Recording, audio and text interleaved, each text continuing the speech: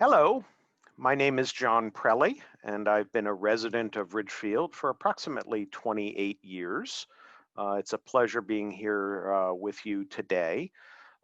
And my background is have a degree in electrical engineering and an MBA in finance.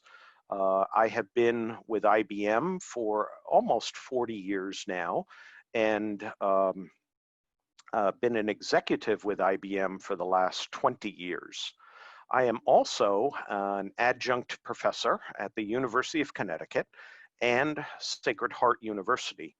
And I had the unusual pleasure of actually teaching a class in supply chain management this spring, a graduate level class in supply chain management at Sacred Heart University.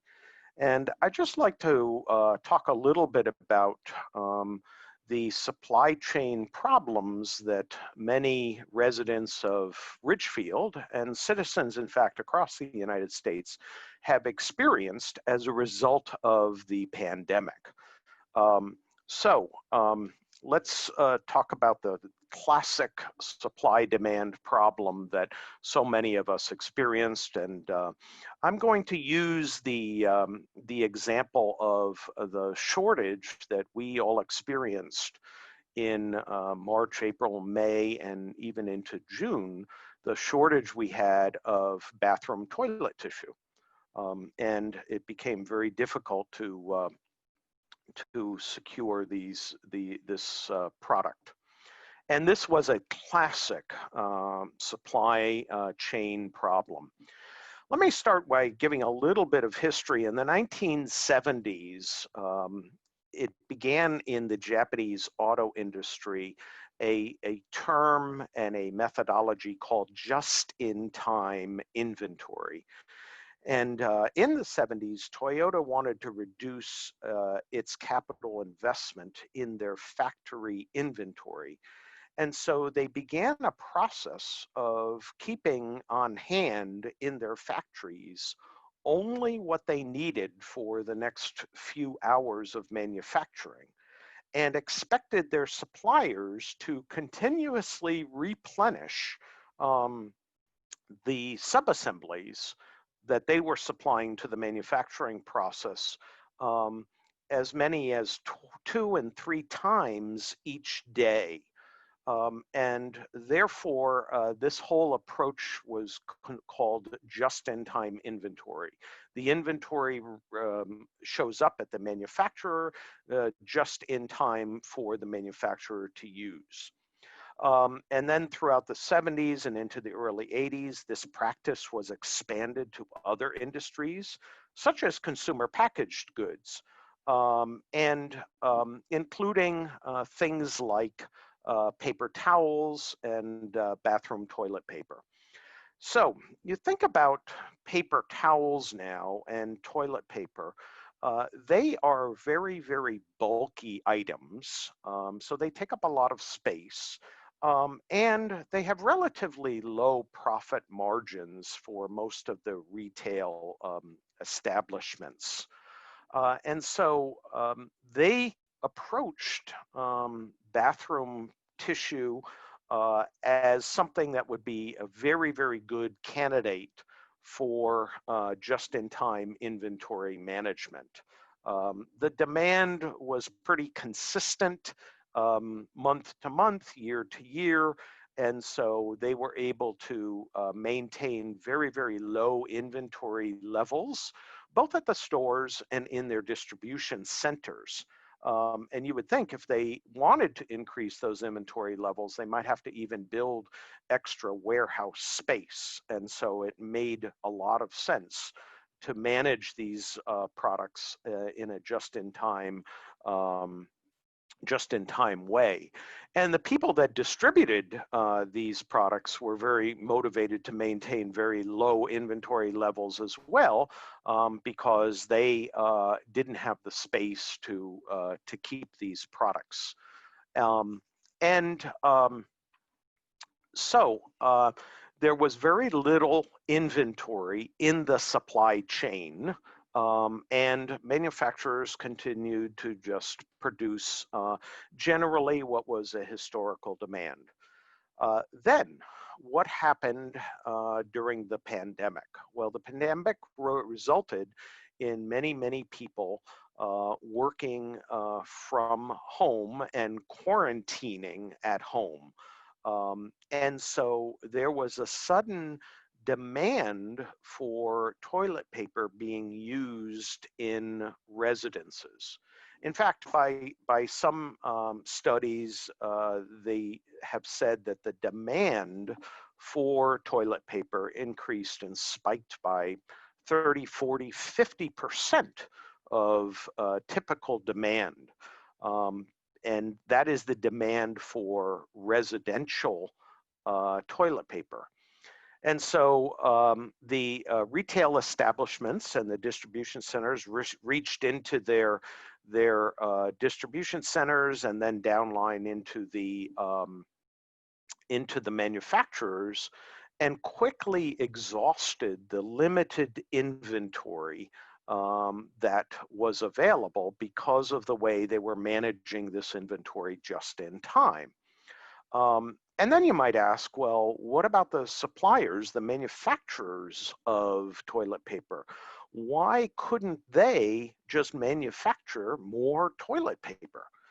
Well, in the case of toilet paper, there's actually a couple of complications. In that particular product, there are actually two very, very distinct form factors. There is residential toilet paper, which is generally produced as a two-ply paper, and it is sold in very, very small rolls. Commercial toilet paper, or toilet paper used in commercial settings, are generally single-ply paper, and they come in very, very large rolls, very, very large form factors, so that in commercial establishments, they don't have to change the roll as frequently. They are manufactured on two very different manufacturing lines, and also two different manufacturing pieces of equipment. So there was only enough manufacturing capacity of residential toilet papers to keep up with the traditional demand and not meet this increased spike in demand. The other complication is that in order to convert a manufacturing machine, one that makes commercial toilet paper, into a manufacturing machine that makes residential toilet paper, requires the manufacturer to spend over $1 million, and it requires between 30 and 45 days of retooling. So you put yourself in the position of a manufacturer of bathroom toilet paper, and they have to think about how long will the pandemic last, and should these manufacturers really retool their factories in order to catch up to the demand for residential toilet paper, because then if all of a sudden there was a sudden going back into the office, or people were visiting hotels again and using commercial toilet paper, then there might be a shortage of commercial toilet paper, and it would take another 30 to 45 days to convert the tools and manufacturing equipment back from residential toilet paper to commercial toilet paper. And in the meantime, of course, consumers began experiencing in retail stores shortages of toilet paper. And of course, our human nature results in us wanting to begin to hoard. Now, eventually, manufacturers felt that this was a longer-term phenomenon, and they began converting some of the manufacturing capacity from commercial manufacturing lines to residential manufacturing lines of toilet paper. And that began to ease the shortage of toilet paper. However, there was one more constraint that retail stores were also dealing with relative to the supply chain. The pandemic itself affected numerous people that drove these tractor trailers. And so drivers were impacted, which resulted in fewer tractor trailer drivers to transport the toilet paper from the manufacturer to the distributor and distribution centers, and then the distribution centers to the retail stores. And so even though the manufacturing organizations were beginning to meet the demand of the need for residential toilet paper, there was also a lag in this supply arriving at retail establishments. Hopefully that gives you an insight as to one of the ways in which the pandemic has affected so many residents of Ridgefield and citizens across the United States. And there's plenty of memes that have appeared on social media about toilet paper shortages and alternatives to toilet paper. As you look back in the archives 20, 30 years from now, you'll have a better understanding of why we had a shortage of toilet papers. So thank you very much for this opportunity that the Ridgefield Historical Society has given me and given others in the community to record some of the unique challenges that we have experienced during the 2020 COVID-19 pandemic. Thank you very much.